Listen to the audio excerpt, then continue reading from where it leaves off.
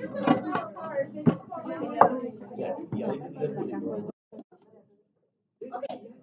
so good morning. Thank you for being here. My name is Elena Reyes Paez. I'm one of the counselors, one of the 7 counselors that we have here. This is the second term workshop that we are hosting. That is designed for you guys based on what you have said you would like us to present on. So today's topic is on communication. I do have a couple of the counselors here, Mr. Garcia, Ms. Chavez Casas is over there, and Mr. Riney's in the corner. So they will be here after if you have any specific questions. And so we're just going to go ahead and get started, okay? So today's topic is on communicating with your team. Okay, so how can we effectively communicate with our son or daughter so that we can have a healthy and secure relationship? So we're going to focus on the parent-youth relationship. Okay, different communication styles. Short talk about social media, and then additional support. And for additional support today, we do have a guest. Ms. Eva Watts that is here from the Family Resource Center that is going to be talking about what the Family Resource Center offers and how they can support you as parents as well. So how did we get here? Who remembers this? Remember when they were so little and they were so cute, but also really rambunctious, and now they're this, right? Now they're rolling their eyes and they're not really listening and communicating, and it just feels like it happened in a blink of an eye, right? Yeah. So, teenagers are not a child anymore in the sense of that little picture where they were a toddler, but we also have to remember that they're also not yet an adult. They may look like it because some teens, especially some of our boys that we have here, are very tall. They look very manly already. Our girls are starting to get in height as well, so they may look like an adult. But we have to remember that they're not quite yet an adult. They're still in the learning phase of their life. So physical changes, our brain is not fully developed until age 25. And that's because cognitively, our brain is still putting wires together. So even though your child looks like an adult, they cognitively are still learning the skills that would make them intellectually and socially, emotionally an adult. Okay. Intellectual development, concrete logic turns to analytical thought. So what that means is that before, very logical things like if I touch the stove, I will get burned, turns into more analytical like, well, but why would I get burned? Why is the fire hot? What's causing it to be hot? So their mind is shifting a bit from consequences, like with this and this, to thinking about how that happened. Okay. They're starting to learn the ability to argue a position, question authority, and learn things like sarcasm. Okay. And however, they're limited experiences. So because they've only been alive anywhere from 14 to 17 years, they don't have a grasp yet on long-term consequences, which means that when we tell them, don't make these choices because in 10 years it's going to affect you, that doesn't really click yet, right? And even sometimes for us as adults, we don't necessarily think of long-term consequences. I know when I'm eating a piece of candy, I know it's not good for me. I'm thinking of the short-term consequence of, I just want this candy. It doesn't matter if it has extra calories. I'm not thinking of any long-term effects it might have on my heart, on my health, and all of those things. And then social emotional transition. So they are starting to develop their personal values. So before this, a lot of what you implied as values and what you said was right and wrong was just fact. That's just what they accepted. Okay. But now they're starting to, because we're questioning things, they're starting to make their own decisions about what their values are going to be. Okay. They're looking for their adult identity. So they're starting to figure out who they want to be as an adult, but their peers and their friends still really play a really big part in them their approval of themselves. Okay, so they still look a lot for their peer approval. And they're starting to shift from maybe emulating or modeling you to modeling other people, their peers, other adults, things that they might see on the TV or in social media. Questions on any of this stuff? Okay. So according to research, now that we know all that stuff, according to research, there are 5 key things that help build a strong relationship between parent and child. Okay? And that's expressing care, challenging growth, providing support, sharing power, and expanding possibilities. So expressing care. We may think that we are showing care because we're providing a roof over their head, we're giving them meals, we've shown them love and affection their whole life. But we have to start showing interest in things that are important to them at this stage in their life. And that can be hard because a lot of times we may not understand what they're interested in, maybe because you didn't experience it, or because for us it can be very easy to say, oh, that's okay, don't worry about that, it's not going to matter in 5 or 10 years. But for them right now, things that are happening to them are very important. Okay, so asking them questions, and I will give specific examples of questions in a minute, but asking them questions to understand what they're going through, not necessarily to find something to blame them on, is really important in expressing care. And then when something important is coming up that you need to talk about, choosing wisely when we're going to talk about these things. So if there's something that comes up, maybe you need to talk to your son or daughter about ditching, attendance, or low grades, or a family crisis that's happening. Make sure that you are talking about these things in a space where you can dedicate the time to talk about it, not just like quickly in the car, but that you're sitting down and talking face to face about these issues. Trying not to be emotional, like not just getting angry or, trying to guilt or shame, but really trying to listen to their stance makes teenagers feel like they're heard. Okay? We have to remember that distance, like kind of where their teens are shutting off and they go to their room and they say, oh, I don't care, or everything is fine. Distance and explosiveness, where they start yelling and they get mad, a lot of times for our teenagers, that's the only way they know how to communicate. They haven't learned the skill yet of talking things out. And that's what, at this age, we really need to focus on modeling that, because this is where they're learning how to communicate, how to conflict resolution, how to talk about things that are difficult to talk about. Okay? And always being careful of body language. So if you're telling your son, yeah, I'm really interested, it looks different than saying, yes, I can see that's very important to you with, sure, So body language makes a huge difference as well. Okay. So here's an example of sentence starters. So when we're talking to our kids, what is the hardest thing in life for you right now? We're trying to stay away from yes or no questions. So staying away from, how was your day? Because what are we going to hear? It was fine. It was okay. Nothing. What'd you do today? Nothing.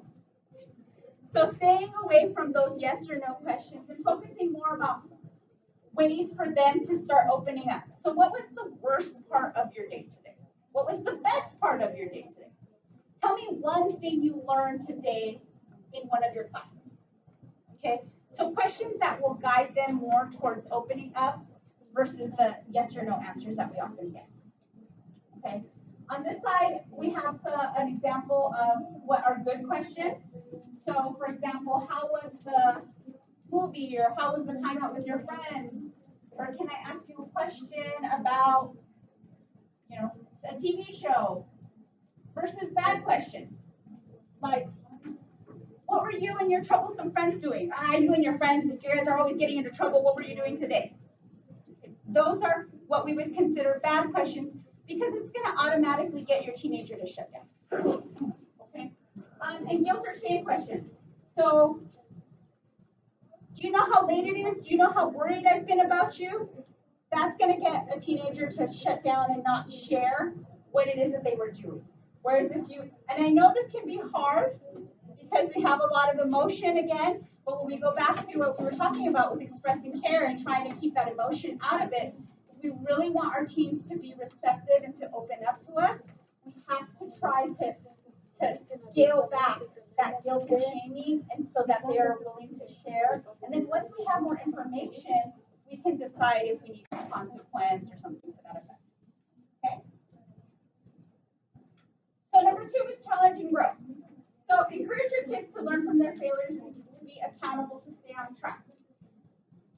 Our kids right now are learning what failure is, how it feels, and how to work through it. And we have to support them when they're trying things and encourage them and provide the support when they fail. But we also have to be careful that we're not just fixing all their problems. Okay, because if we step in and fix everything for them, they're never going to learn that skill of overcoming failure and disappointment. And failure and disappointment happens to all of us. Okay? So just like when they're learning to walk, that was a skill, you know, when they're walking and then they fall, and you say, it's okay, Mijo, let's get back up, try again, you're doing so great. When our kids are trying something new, maybe it's an AP class, maybe it's, you know, their first date, maybe they're trying something different, okay, and it doesn't work out the way that they want it, we have to make sure that we're validating how they feel, showing understanding and empathy, and telling them that, acknowledging that it's okay for them to feel disappointed and that they're struggling, but that they will learn from that. Okay? Boundaries are still very important because if kids feel like they're on their own, they start to like freak out. But boundaries are different than challenging growth. Okay? Because boundaries are making sure that we're setting clear expectations for our kids. Challenging growth means that we're allowing them to push farther to grow, but that when if they fail, that we're offering encouragement, not trying to take it away. Does that make sense? Okay. So a lot of times schools focus on this, which is called fixed versus mind growth set, and this is really great because in the past there was a real big fixed mindset on if you don't do good in a class, that means you don't like math, for example. Oh, you failed your math test, you don't know math. Or I have parents come in and say, my kid is not very good at math. Okay? We want to shift away from that frustration where I'm not good at it or it's not my strongest subject, to focusing on a growth mindset that puts more emphasis on their success. So yeah, okay, maybe they didn't pass their math test. Obviously, that's not something that we're going to be happy about. But talking to them about what they did right and how we can improve that so that next time they can grow a little more. Okay, and here are some examples. You know, a growth mindset is, I like being told when I'm smart. So a lot of times we'll say, oh, you're so smart, especially when they're little. Oh, good job, you're so smart. Okay, but that's not really focusing on the growth. We want to praise their effort. So you worked really hard, or, you know, and again, it goes back to the failure stuff. If they didn't do well, you know, I know you worked really hard and that's not what you wanted, but hey, look what did we learn from it? How can we grow from it? All right. So providing support, and we talked a lot about this already. So allowing children to solve their own problems, we can use those open-ended questions to help guide them. Okay, but we do want them to come up with their own solutions, ideally. And I know that their problems are valid, and we have to understand that for them. I know one thing that can be very difficult from talking to teens is a lot of times parents dismiss their feelings when it comes to relationships. So parents will say, oh, don't, you know, that's puppy love, or yeah, it'll be fine, you'll have a lot of girlfriends. And I've had teenagers tell me, I know it'll be fine, but that doesn't mean it doesn't hurt. And so validating that what they're going through, it's still painful, it's still hard for them. For us, we've already gone through it. You know, we've already learned that life can be hard and that we'll have ups and downs, but this can be first time experiences for a lot of our teens. Okay? Because maybe they failed when they were little, but they didn't have the cognitive development to really think about it. Whereas now their failures have a lot more emphasis on their self-esteem and their confidence because they're starting to develop messages about themselves and what they're good at, what they're not good at. Okay. And yeah. Like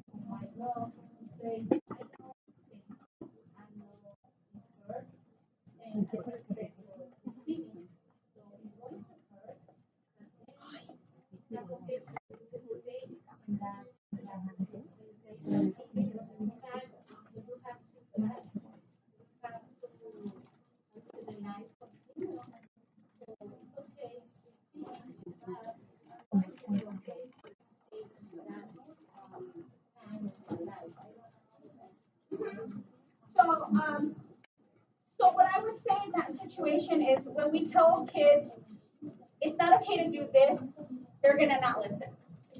So I would say, yes, a relationship when it ends is hard. And I understand and I'm sorry you're going through that. What can I do to help support you during this time? And so by you providing support, you're gonna help them come out of that place a little faster. Because if you tell them, we can't stay like this forever, then they're already thinking in their minds, well, you're not really listening and you're not really supporting me because you don't really understand. Does that make sense?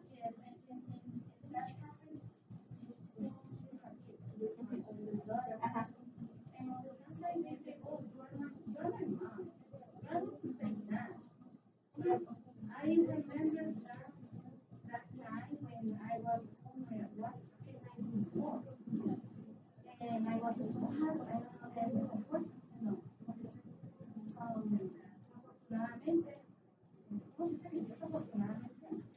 Unfortunately.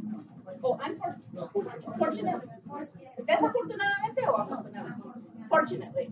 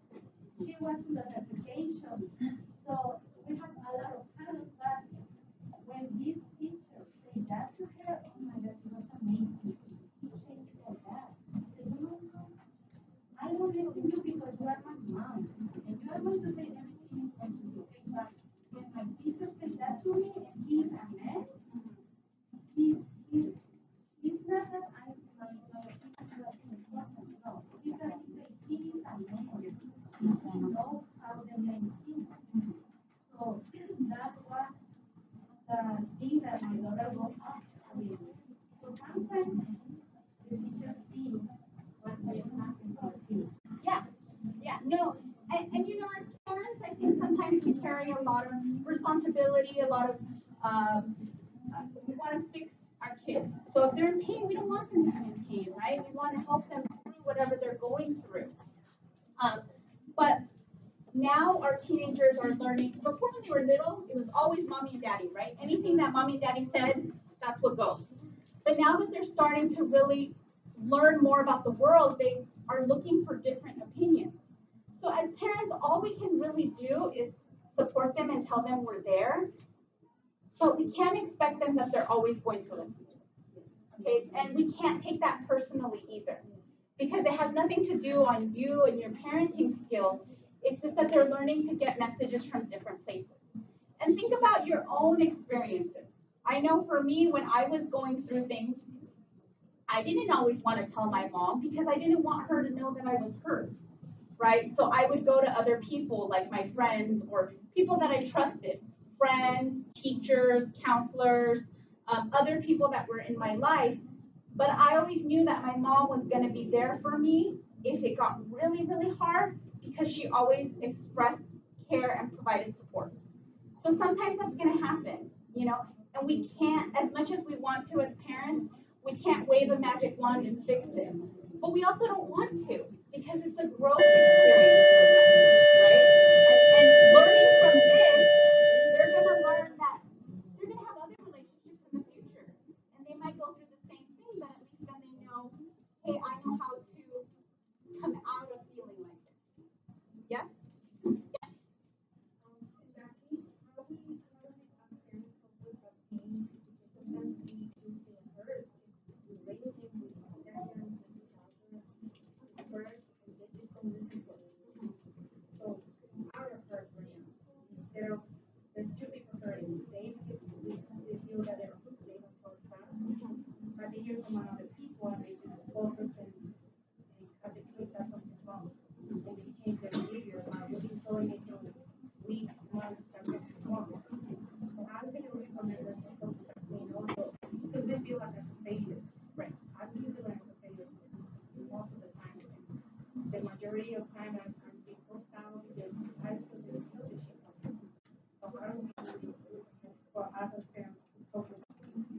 Well, and that's always the thing, right? Is that when kids are born, they don't have a manual. So yeah, we don't have a book that tells us what to do with them. So I almost feel like parenting feels like you're failing every day, all day, always. Even when they're older, my mom sometimes says, "Oh, you're so frustrating," you know. But when it comes to us and our well-being, I often like to think of like, what would I tell a friend if they were going through the same experience? So if I had a friend that was feeling like a failure, just in general, not necessarily a failure in parenting, but say they were feeling like they were failing at something, what would I advise them to do? And I would probably advise them to go to trusted support people, to look for validation, right? Because we like to feel validated, to recognize that internally that it's not their shortcomings. And if things are really affecting us personally, that's where sometimes I think we need to step in and look for additional support. Okay, and that's where things like the Family Resource Center, therapy, counseling, that's when that comes into play. Because that's not just for our kids, sometimes that's for us too. And I like to sometimes compare it to a cavity. So if our teeth are fine, we don't go to the dentist, right? Or maybe sometimes you'll start to feel it a little bit, but you're like, eh. It's only when it starts to really hurt that we have to go to the dentist. Well, when it comes to our mental well-being, when we're really hurting, sometimes we don't go talk to counseling, even though it's there. Maybe that's because of like stereotypes or stigmas or whatever. But there are certain things that sometimes in life we need additional support and help from. And sometimes it comes from other people, sometimes it comes from a lot of people I know talk to pastors, and they find that in churches or therapy or counseling. But you can't just sit in it with your own feelings because it's never going to get better like that. Does that make sense? Okay. So just moving on really a little faster because we have our guest speaker as well. Encouraging words, sharing power, so taking each other's ideas seriously. Um, our teens know more than what we give them credit for. Okay, so a lot of times we like to pretend that they're sheltered. They're not. Even if we're not talking about it or it's not in our home, there's everything on the media, TV shows, even their friends. They know all about financial problems at home. They know about your own struggles. So if you're going through a divorce, separation, maybe a new relationship, they know about those things. They can pick up on what you're feeling too. Okay. And everything from the community, the climate, right now there's a lot of stuff, a lot of political stuff going on with our president and how that's affecting us. Our teens are aware, okay? Teaching our child that it's okay to disagree, but that there's also a right and a wrong way to disagree, okay? And like I said, learning, these are all skills that we now at this age have to teach our child. And sometimes it can be hard for us to teach our child this because maybe we didn't ourselves learn this, right? And so this could be a learning process for the both of you. Because as you learn to work on yourselves and learn how to manage conflict and learn how to be a better communicator, we're learning that at the same time that we're trying to teach our son or daughter that. And that can be really hard, but always remembering that, again, they're not yet adults, they're still learning. And just as much attention as we put on when they were little kids and we were teaching them how to walk or teaching them how to play nice with others, we have to continue to remember that this is a learning stage where we're teaching them different skills. So conflict resolution, I'm going to have this PowerPoint available too if you want to go through it on our website later. But just thinking and sharing and coming to a resolution together. A lot of times if we just, say, oh, you did this, you're bad, here's your consequence, they're not really going to listen. But if you're, if you have worked through the process with them and have them come up with some sort of consequence for any negative type of behavior, then they have more buy-in. And then lastly is expanding possibilities.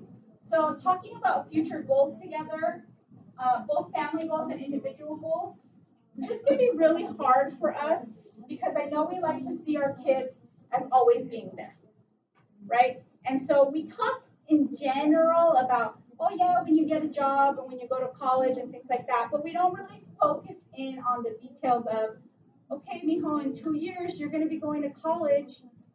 Which college are you going to? And that can be because we don't really want to go through those feelings because it's really hard. And that's where change and transition comes into play. So sometimes things happen and that's change and that's external and that's really quick, okay? So a good example of that would be like a move. So if you moved from Northern California to San Diego, that's a really quick change, it really happened. But the transition part is the part that takes longer. And that's how we start feeling about something. And so we can be at different places when it comes to transition. And the transition piece is really hard for us as parents when we start to really think about and acknowledge the fact that our children are growing up, they are going to graduate from high school in a few years, and they will start having to make choices for their future. Okay? Transition is hard, and so because of that, a lot of times I have parents that are like, yeah, I want my son or daughter to go to college, I want my son or daughter to go to college.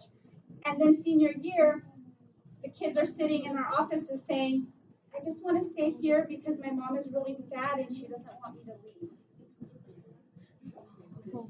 And that's because we haven't caught up to the transition part of really thinking about what it's going to be like when our kids grow up and leave. Because they are going to leave at some point. You don't want them in your house forever, right? But, one thing is to joke about that you don't want them in your house forever. And then the other part is really feeling and sitting with those feelings of they are going to leave at some point. And to you, they're still your baby. They're still that toddler. They'll always be that toddler, right? But they are growing and starting to make decisions for their future. Okay? So what I usually find really helpful with change and transition is to start making plans. So if your son or daughter is thinking about going to UCLA, and that's in LA, so that's 3 hours away, talking to them about what that's going to look like and what that's going to feel like. Because as hard as it is for you, it's just as hard for them because they have been with you for 17, 18 years. But making a plan, like, okay, I'm really excited that you're going to go to UCLA. I'm going to miss you, but you can visit. Well, I'll go to visit you on Thanksgiving. You come to visit me on Christmas. So for sure, we're going to see each other 6 times a year, and you're going to call me every Sunday. Little things like that help us through that transition, not just our kids, because they're kind of going through that, but us too. Okay? And this is the hard part. This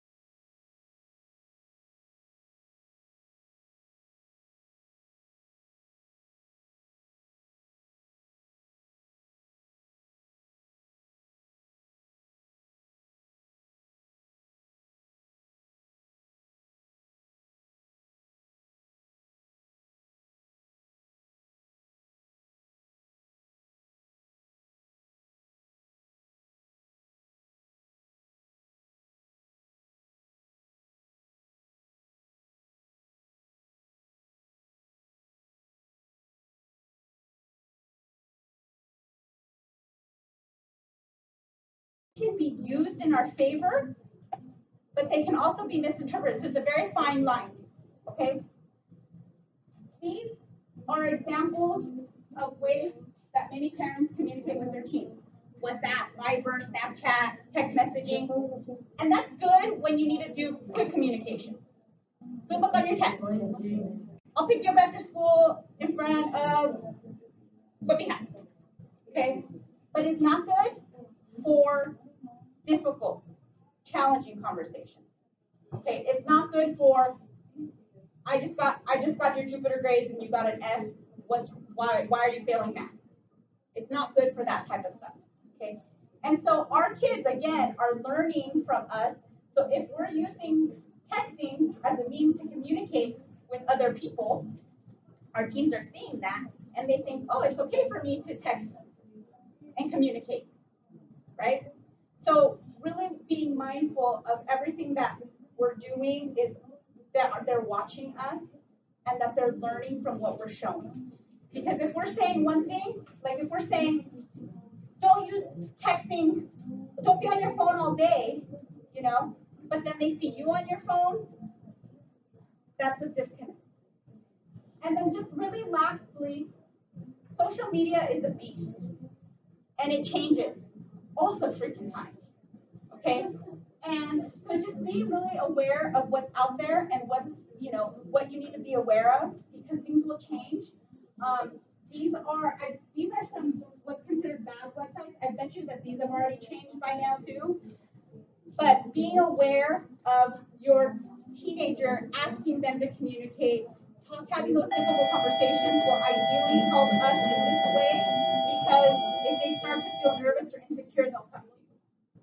But in general, bad social media is the kind that doesn't have any type of restrictions on them, and so that's where our teens have access to people messaging them that may be adult, like adult predators or cyberbullying are really big on the bad one. Access to there's no filtering, so they can see pornographic images. Those are things that we don't want, but that very easily are out there with different apps. Okay, so just with having open communication, our hope is that if you communicate with your kids and something along those lines came up on their screen, that they would talk to you because they feel uncomfortable with it, and then that way you can intervene. But if that doesn't happen, just being really mindful of what's on your kids' phone, and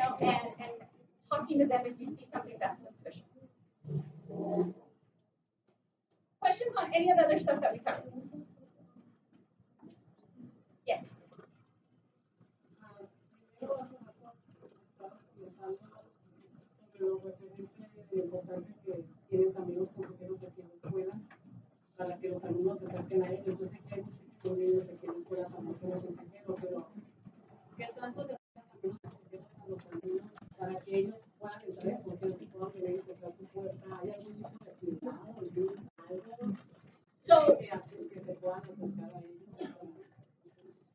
so the way our counseling center works is we do core curriculum lessons with every grade level.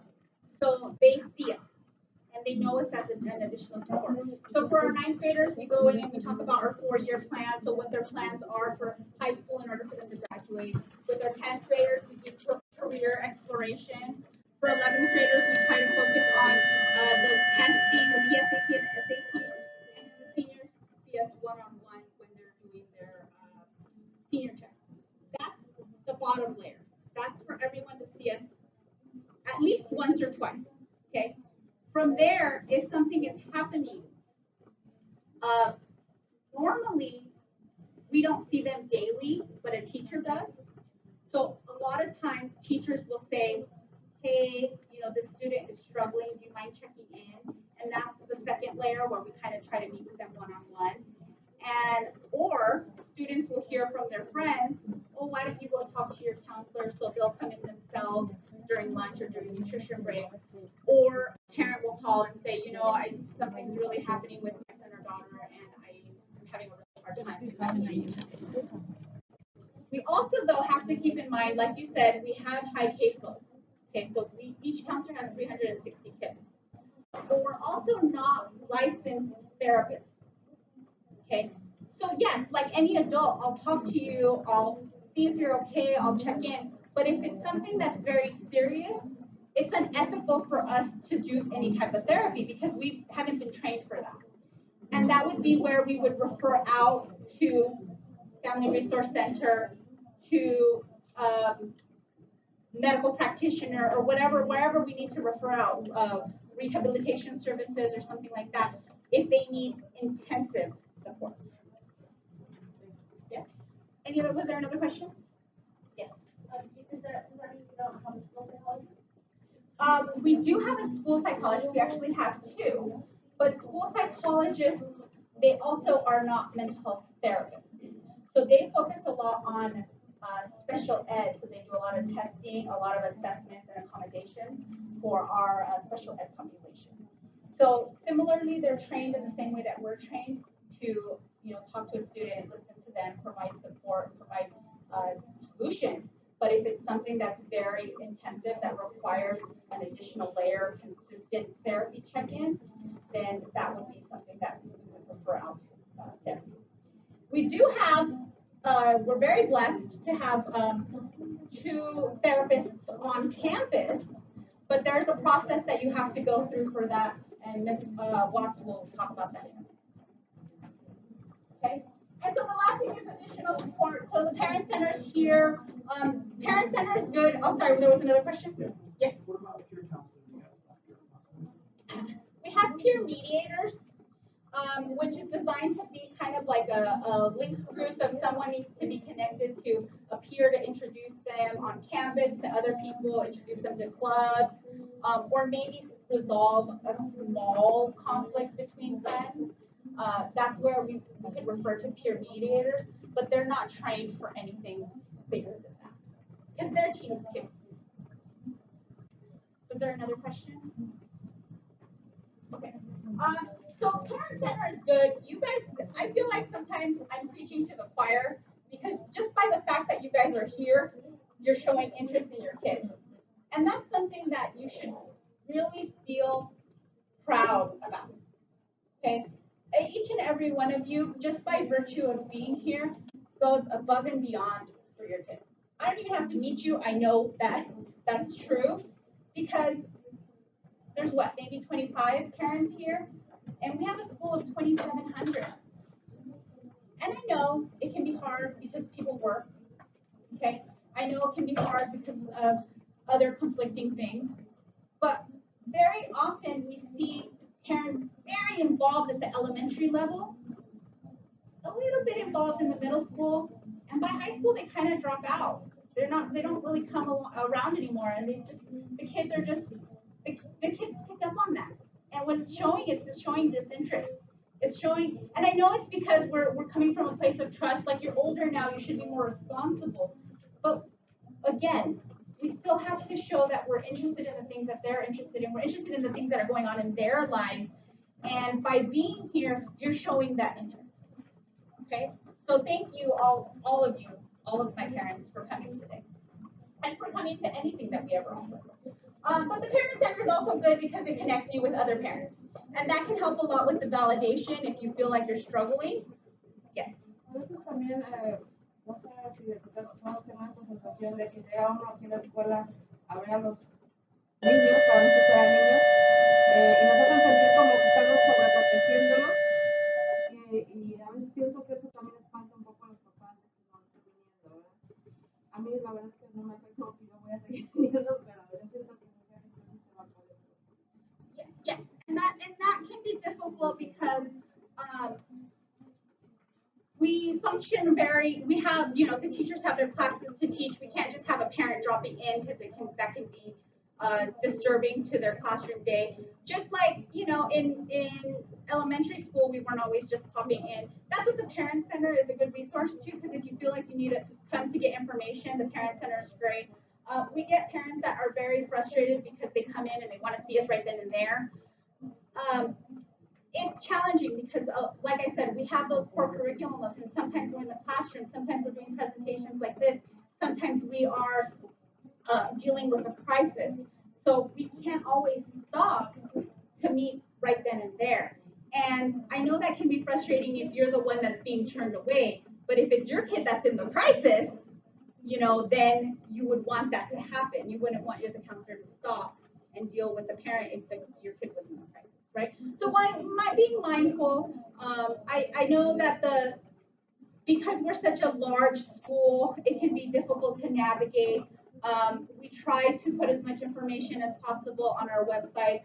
And I hate, knowing that parents feel discouraged by coming. You are always welcome to come. It's just also being mindful that because of the nature of our jobs, sometimes it will require an appointment versus a drop-in.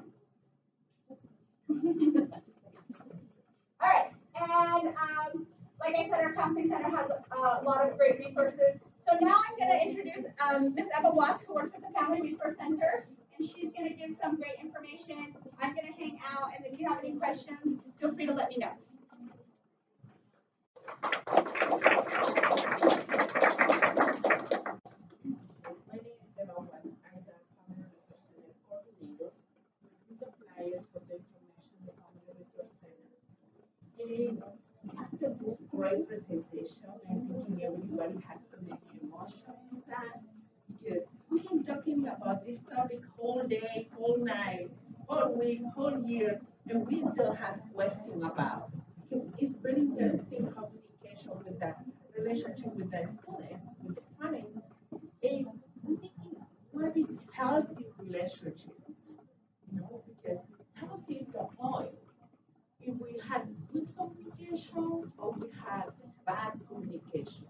And everybody had different ideas depending how grow up, different experience had in whole life. And the point right now is we relax and we stay thinking, when was the best day in my life? The best day, thinking everybody, when was the best day the whole life? Maybe somebody want to share about when was this day. Okay, see that day was the best day. Another person want to share about that? The best day of their life. Why? Another thing.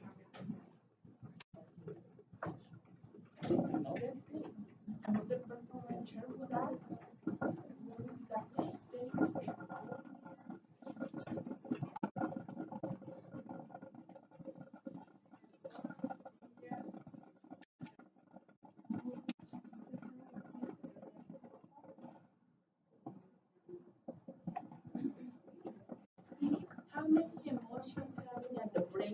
when we remember this wonderful day, the baby born, you find in the love that you like. You stay thinking of who you like, how it will be in the future. And you're thinking, oh, I have baby, when they grow up, and they go college, and will be doctor, will be, so many visualization we have in the life. And the point right now is the best day you have is today. Why? Because you take the time, coming here and listen. All this information is wonderful, but still you stay thinking, and how I can have solution with my son because I have problems with him, with my daughter. She don't understand to me. She don't listen to me. She know everything because when you sing as teenagers, hey, you need to fix your room. I know. You need to do your work. I know. And when you say what you have look great, I don't know. What is the situation? Know everything. For the other side, don't know that.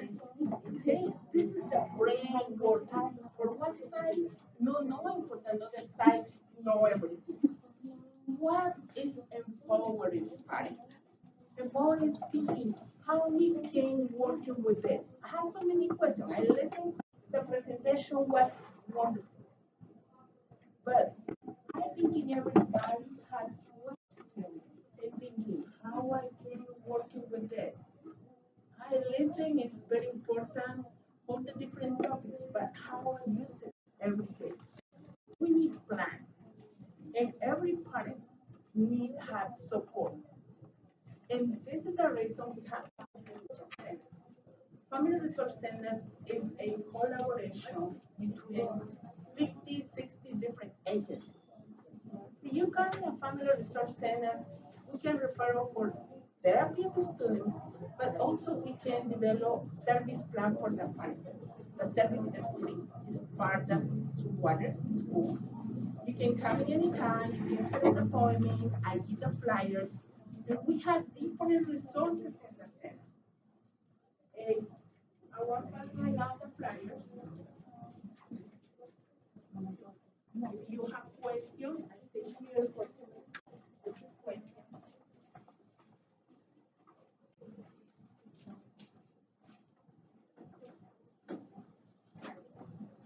And we start what we doing over there. We received a referral from the different schools. We had 10 different schools, the elementary school, Ranger, National City Middle, and so on. If you have a student in any of these schools, you can receive the service at Family Resource Center. What we do is we do an assessment. We're working more with the parents because we have different programs give therapy for the children. If the children have insurance, we need referral at the insurance first. It's a high size charge, and it is insurance. But have medical, we can refer to the another group. Depending what is the case.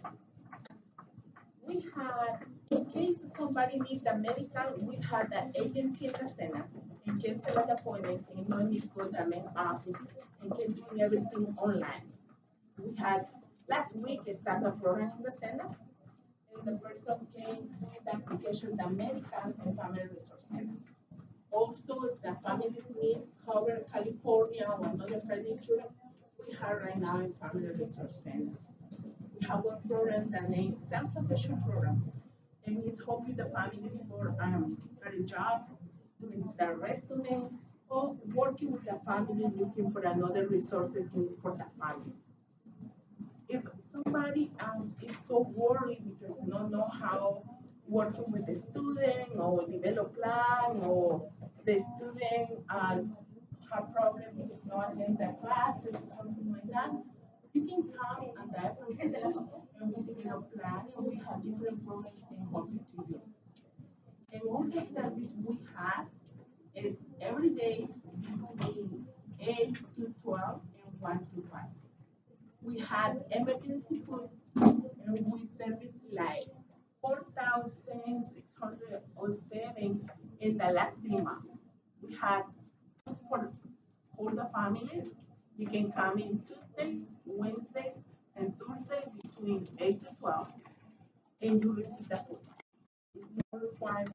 The only requirement is um, go diversity and had low income.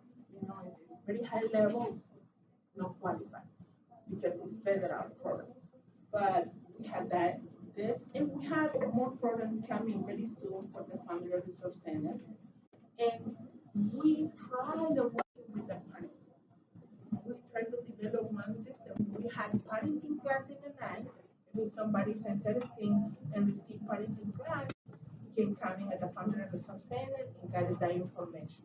Right now, it's almost finished because it's November, but we have planned to have more classes for next year. Do you have any question about the Family Resource Center?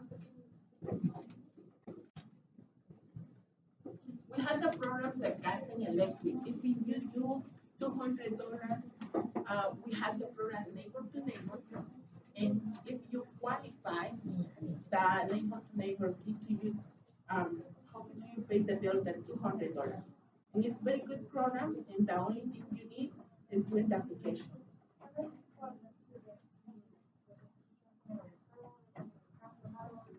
There are different ways. One is referral from the counseling. We have online system. Or if you want the appointment, you can go walking a diaper seat and set an appointment over there. You don't need coming a diaper seat because sometimes you're so busy. Maybe you can call and set an appointment. That's it. You don't need nothing more than. If you want to talk with a counselor, it's good because we follow up together the case. But if you don't want, you only want advice or something, you can go there for see.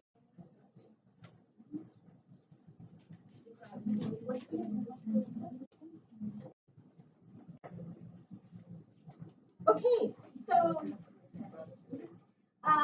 in addition to the handouts that the Family Resource Center gave, we also have these conversation starters. So the way that this would work is, it's just a suggestion, but you would cut them out and you can maybe put them in a jar or something. They have some blank bubbles in the back for you to write your own questions. And maybe once a week, say, hey, let's sit down and talk and pull out the question. You answer and they answer. They're going to be resistant. I guarantee it. They're going to say, this is lame. I don't want to do this. Why do we have to do this? Come on, Mom. I have other things to do. Push through. Push through, okay? Because those little conversations, they may act like they don't like it. But one day they will think back and they will remember things like that. And it does help in building communication. Okay? Please know that we are always here if you need additional support. Family Resource Center is great as well. And thank you again for being here. The presentation is going to go up on the website, so if you need a copy of the PowerPoint or you want to tell somebody that wasn't able to make it to watch it, we should have it up by tomorrow. Lastly, one last plug. Next Wednesday is financial aid night. So if you have seniors, this is the way to get all the information about the financial aid process. Okay? If you have kids that have already done it, then we will have the computers available for you to start working on it for your students now. And if you have 9th, 10th, and 11th graders, for the first time, we're going to offer a financial planning workshop. So you can come and start getting suggestions and ideas on what you can do to help prepare for the cost of college. Okay? Andrea. Sorry. There was a final question? El otro día presentaron a dos personas que ayudan a los jóvenes cuando están pasando difíciles tiempos ahorita en los cambios que tienen en la adolescencia y todo eso. ¿Cómo llegan a ellos? ¿A través de los consejeros o...? ¿Dónde era esa supervisión? El otro día que fue la directora presentó, era un muchacho. Okay. So we do have 2 support groups on campus this year. A boys group, it's an after-school boys group and an after-school girls group. So that's really good for if you want your students to have a little bit more attention in an empowerment setting. The girls group, unfortunately, for this semester is closed because they want to make sure that they can build support support within the group by not having new people come in. The boys group, however, is still open if you have a son that you want to sign up for that. We are hoping to offer the groups again next semester. And so that we usually put on the website, we try to send out a Jupiter Ed. And then this year semester, we're also trying out a yoga class. So after school on Wednesdays, there is a yoga and meditation. So if you feel like your son or daughter is really stressed out, that's something that you can suggest to them as well. Or, since we're working on building communication, I always say if you guys can take a walk together or a hike together or do something that gets you out, that's a stress reliever together, you're also teaching those skills then too.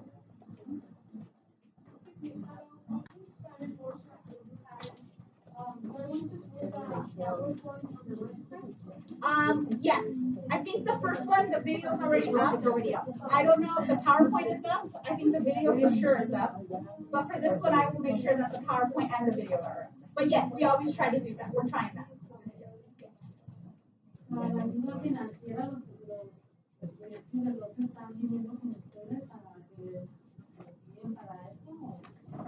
So first, if this is your first time going through the financial aid process, we would like for you to come to financial aid night with your son or daughter to get the information.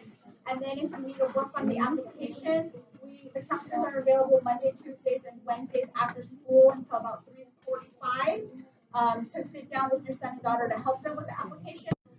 Or if you want to come in as well, you can work on it together. All right, well, thank you. Oh, sorry, one more thing. Another thing, the financial aid workshop, it is next Wednesday, the 15th. I heard at the last principal meeting, I believe Friday, that on one of the school calendars that we made copies of, it had it on the 16th. No, it's on the 15th. It's been updated on the school calendar that it's on Wednesday, the 15th, not on Thursday. Okay? Yeah. I think we just made those copies fairly early. But yeah, it's on the Wednesday. Yes.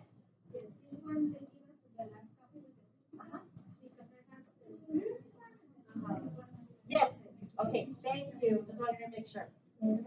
Thank you, everyone, for coming.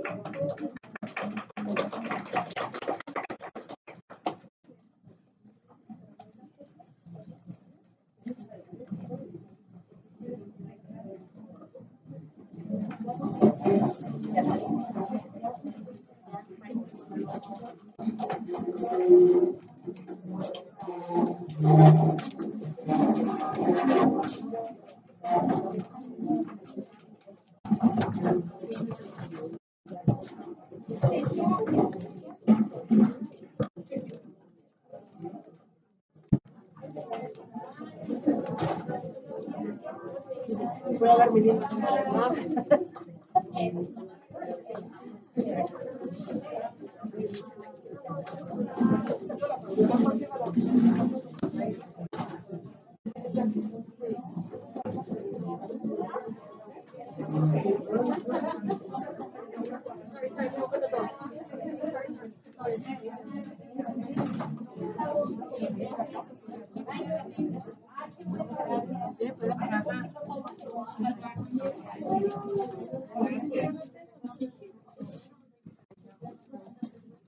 No se quieren hacer famosos.